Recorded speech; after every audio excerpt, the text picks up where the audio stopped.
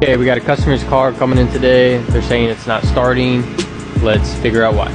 Alright, I get in the car and I turn the key on and I got absolutely nothing. No lights, no noises.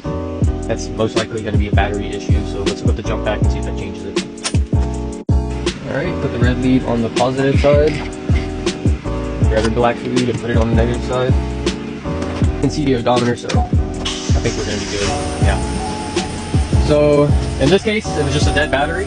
I'm going to put a new battery in and make sure there were no other reasons why the battery was dead, like the alternator wasn't charging the battery, but I think we're going to be good. Okay, let's get rid of that old battery.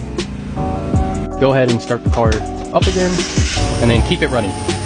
And then while the car is running, you want to set your meter to DC volts. Same thing, put the negative on the negative side, put the positive on the positive side. And anywhere from like 13.5 to 15, we're good. It's reading 14.87, so the alternator is good. I just think it was a dead battery. It's 4 years old, so